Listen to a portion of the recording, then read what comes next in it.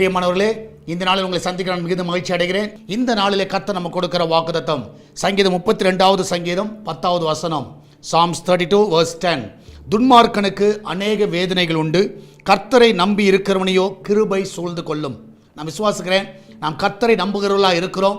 ஒருவேளை துன்மார்க்கனுக்கு அநேக வேதனைகள் இருக்கலாம், ஆனால் கர்த்தரை நம்பி இருக்கிற நம்மை அவருடைய கிருபை சூழ்ந்து கொள்ளும். நான் விசுவாசிக்கிறேன், அவருடைய கிருபை மாத்திரம் சூழ்ந்திருக்கும் என்றால் நிச்சயமாகவே அந்த வேதனைகள், அந்த பிரச்சனைகள், அந்த போராட்டங்கள் எல்லாவற்றிலும் அந்த கிருபை நம்மளை தாங்குகிறதை நம்ம பார்க்க முடியும்.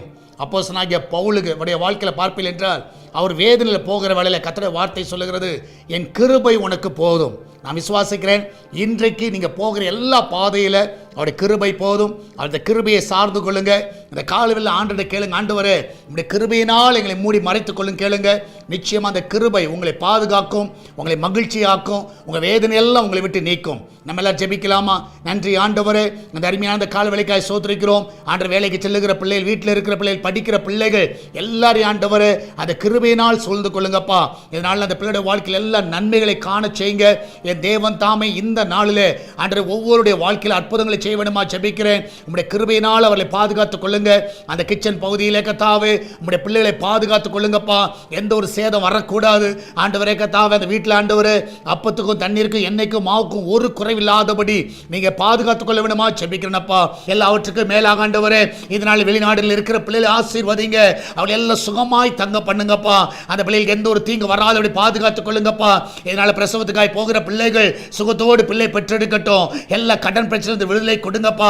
வேலைக்கு போகிற பிள்ளைகள் ஆண்டவரே, விசேஷமா இன்டர்வியூக்கு போகிற பிள்ளைகள் ஜெயத்தோடு திரும்பி வரட்டும் ஆண்டவரே. என் தேவன் தாமே ஒவ்வொருவரையும் காத்துக்கொள்ளுங்க, வழி நடத்துங்கப்பா. சால்வேஷன் டிவிக்காய் ஜெபிக்கிறோம், அவரோட தேவைகள் எல்லாம் சந்திங்கப்பா. இதனால கூகுள் பே, போன்பே, பேடிஎம் மூலமாக, மணி ஆர்டர் மூலமாக இந்த ஊழியத்தை தாங்குகிற எல்லா பிள்ளைகளும் ஆசீர்வதிங்கப்பா. ஆண்டவர் சுவிசேஷ பணியில் விதைக்கிற ஒவ்வொரு விதைகளும் ஆண்டவர் இந்த சுவிசேஷ காரியங்களில் அநேகர் ரட்சிப்பின் பாதையில் கொண்டு வருவதற்கு அது பிரயோஜனப்படுத்துவீராக. சுவிசேஷம் எடுத்து செல்வதற்கு பிரயோஜனப்படுத்துங்கப்பா.